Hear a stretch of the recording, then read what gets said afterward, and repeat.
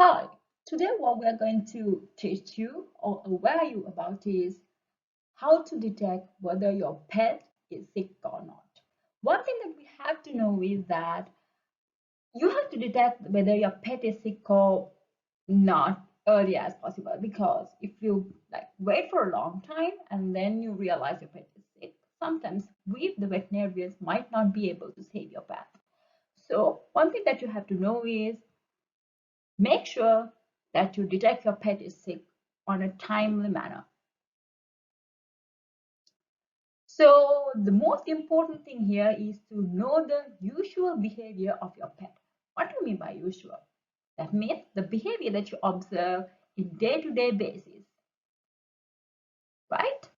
So this might include a lot of things and we're going to discuss that, right?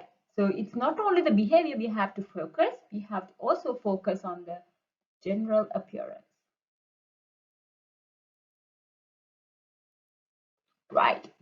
Now let's see what we're going to talk about. So what is the usual behavior?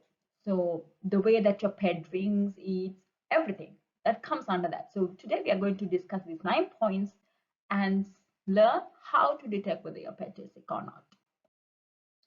Okay, the first thing is whether they are drinking and eating in a normal manner. Sometimes when the pets are sick, they drink a high amount or a very low amount. Same goes to when they are sick. They might eat more than they require or they might eat less. So sometimes this is going undetected, but you can detect this one when you see the pet is getting thin even though it eats a lot, right? So always see whether the pet is having the nutrition and the output that you see in the appearance is compatible. And sometimes this drinking also you have to have a good focus on, because this is very important sometimes where emergency conditions can arise due to these type of things. And another other one is the playing and other usual activities of your pet. Like sometimes your pet might usually come to play every evening, right?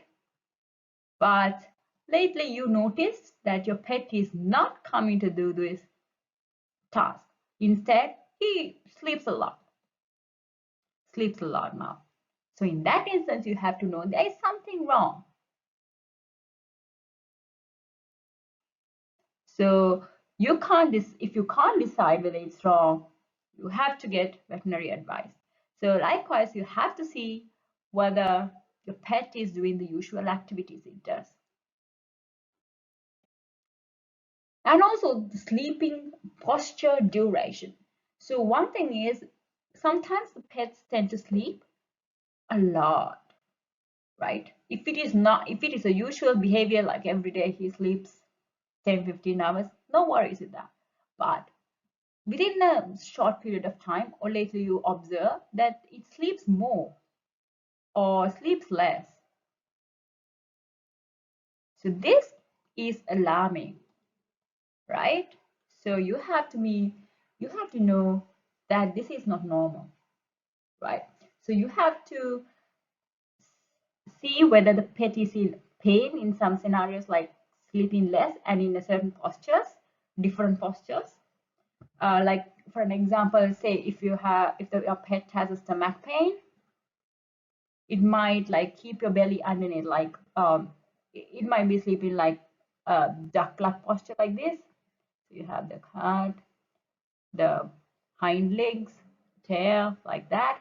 So the belly is underneath here. So this is the when you look from the top. That means it's trying to keep the stomach pain in. So if he does this as a normal habit, it's not a problem at all. But if he tends to be um, different in behavior, appetite, along with these things, then it's alarming, right? So you have to note these stuff. The other one is vocalization. Sometimes pets, when they're sick or when they're in huge pain, they do lot of vocalization. Or sometimes this happens when there are different nervous system disorders. It can be anything. So you might make different sounds, right? So it might be woof woof or something else. Maybe it might even sometimes tell you that it's having a problem.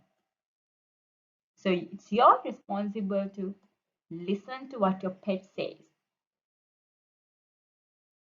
right? This is important. Another important thing is peeing and pooping. So you know that if you see diarrhea, it's, yeah, pet is sick. Peeing, sometimes you can see pee or you might not be able to see pee. If it pees a lot, again, it's an alarming situation. And if does not pee at all for sometimes, it's actually an emergency. Right? So you have to keep an eye. So pooping also, you can see a lot of poop going on, diarrhea-like things, or you might have constipation, right? And other than that, there will be one thing that you have to know is the consistency, color of the poop, maybe the odor also.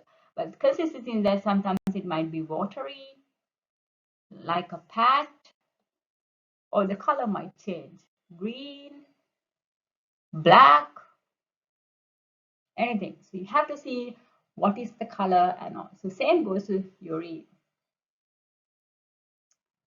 And if the animal is a female, if your pet is a female, one thing you will notice the estrous behavior. So this is something that you have to know. So you have to know when it came to its last heat, and if she comes to heat, then is it in the correct time. If it is not, then it's a problem. And if it is yes, you don't have to worry at all.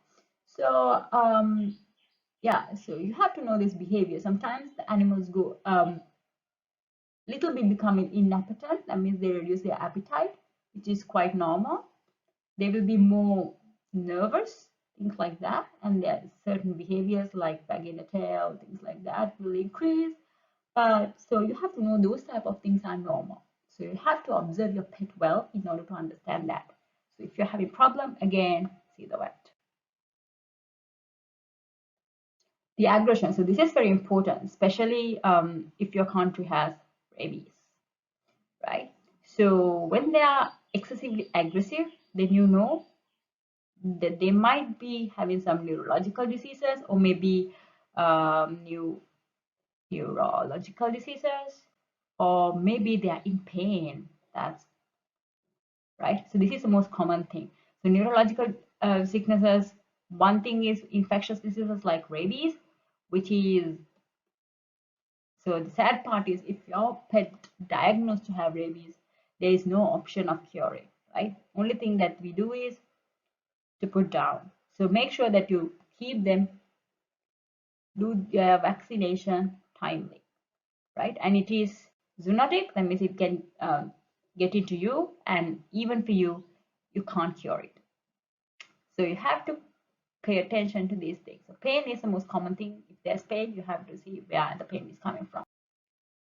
The gait, that is how your pet walks, sits, things like that. So you say if your little kitty has a fracture, you might see a difference in walking, the style of walking, running, everything. So you can see if you see something like limping, it's not normal. So you have to see where from what is the reason for limp, right? So sometimes some maybe small things like a wound on the paw, which you can treat it at your home. So if you don't detect something like that, you better consult a vet so you can get veterinary advice and get some x-rays and stuff like that. The general appearance, right? So this is another important thing that you have to know. The general appearance in the sense of how your pet looks.